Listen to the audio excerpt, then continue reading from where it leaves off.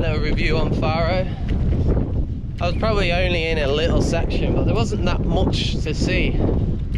Went to chapel, cathedral, didn't even go in them. Cost €5 to go into the cathedral to have a look at it.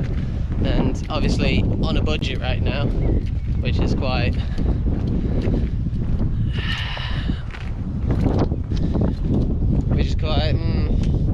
I'd rather not be on a budget. I was at a restaurant yesterday at the beach side and I was seeing these shrimps got brought on with these skewers. It looked good.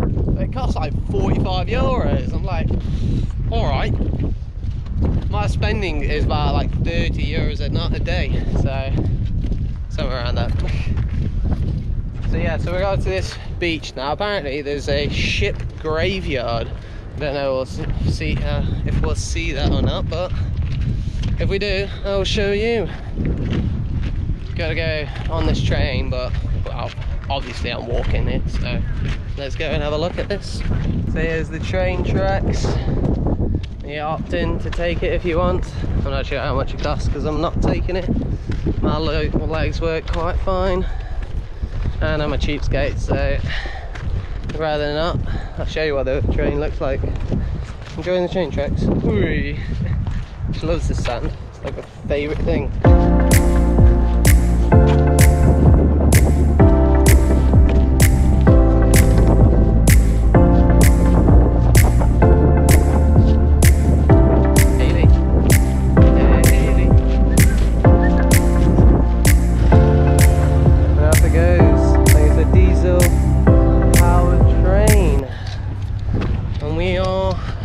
The beach.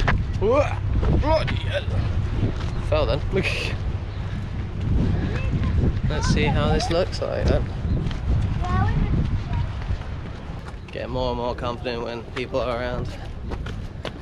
Mainly because some of them don't actually speak English.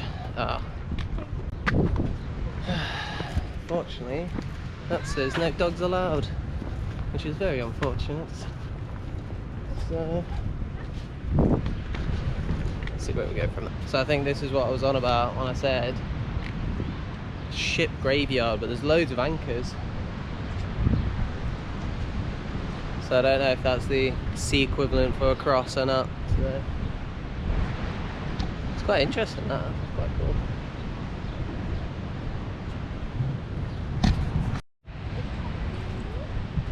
So these anchors aren't actually from falling ships. I've just read it.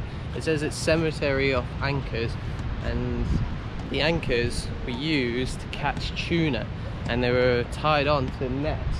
So all these anchors would have been put out to sea by the ship's captain, and depending on what season it is, spring or autumn season, depending on the tuna, they would either put more anchors on or less, depending on how the water was, where the fish were, what type of fish there were, and they would just put them out. Well, it's quite cool seeing that, isn't it? It's quite interesting the way they fished here. Damn.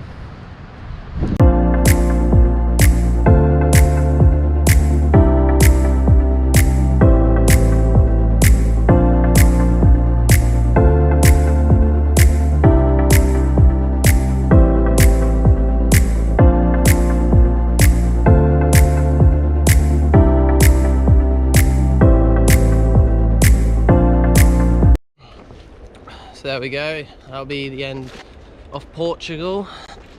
Gonna go head to Spain tonight and do the Spanish coastline.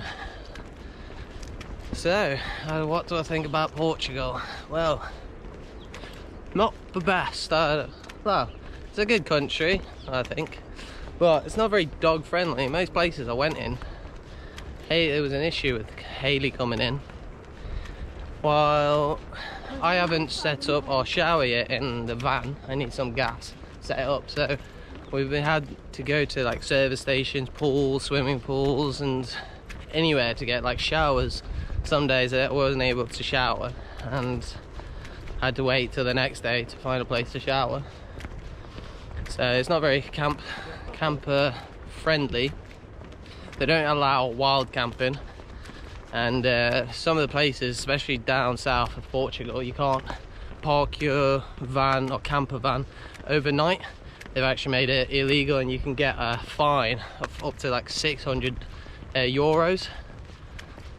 But saying that, the beaches down south are really nice, really beautiful beaches. The natural parks, they're brilliant. They're absolutely stunning. The waterfalls, like at the start on the north of Portugal, we're going through waterfall after waterfall, and it was like really nice. I only swam in one of them though, because it was freezing at the start. But yeah, I don't think I'd come down here to camp again. I might come down for an all-inclusive holiday.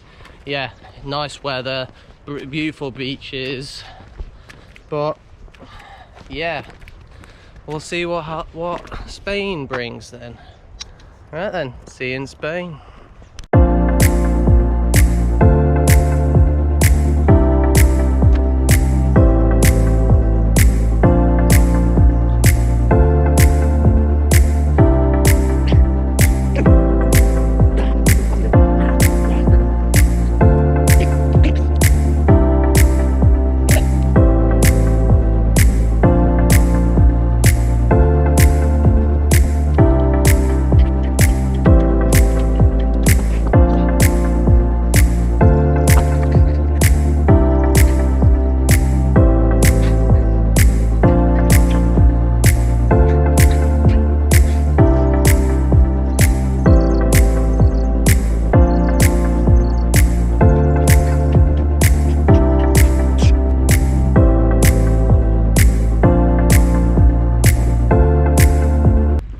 Again. So we are today at a national park.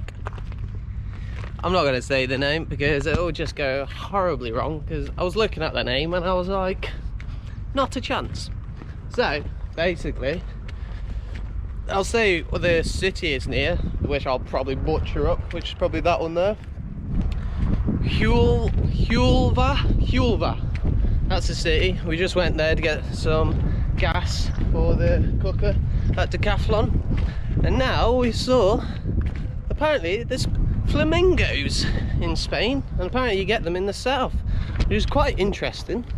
So gonna go and have a look at the flamingos. How cool is that? Wild flamingos in Spain. Yeah, right beside the salt flats, and there's like loads of salt mining or whatever that's called. But apparently you can go out here 500 meters and see flamingos down there. Luckily I've got some binos. Right, bird watcher here, aren't I? Already a professional. Alright then, I'll show you the birds if I can. So going down these salt flats, you can only see like 4 flamingos, and they're down there. With the binoculars you can just see them, and they're proper white. And if you're thinking, oh, why is the flamingo not pink, it's actually the pink actually comes from the plankton or the food that they eat, and I think they come from like Africa. So here they don't have pink plankton, so the feathers and the skin don't change colour, so naturally flamingos are actually white. That you didn't know that. Correction, there's a ton of flamingos down there, and there's that many, can't even count them all for you.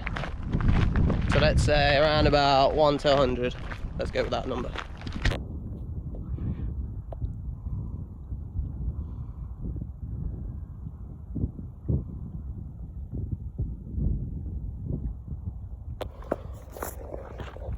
That was my attempt to show you through the binoculars.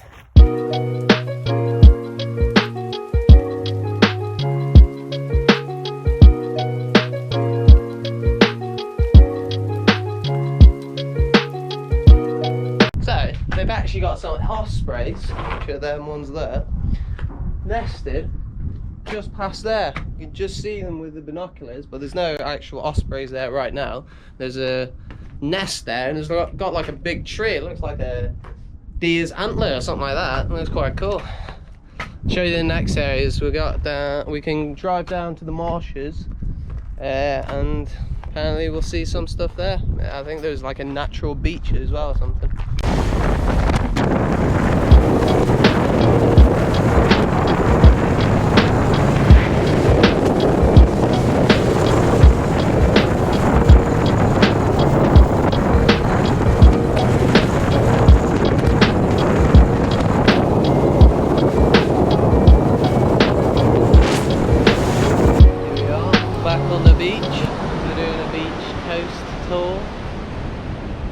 This one's near shipping containers and like loads of other businesses and like loads of fishermen obviously here, but it says no swimming, but dogs are allowed, which is good.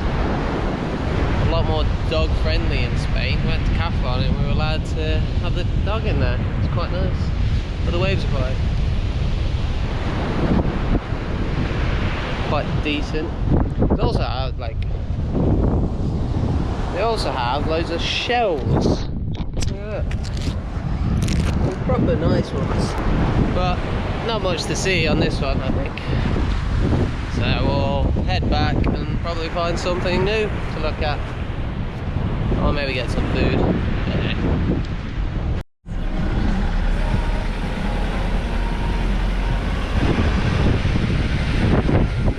That's all salt, that is. That's crazy. How do they even clean the salt? That's what I want to know. So, just walking through a park, seeing red striped oil beetles, one of the Europe's biggest beetle, and then suddenly I come across this on the path. What is it, Hayley? It's a turtle. What the hell? Apparently they have 3 different types of snakes here as well. How mental, what the hell?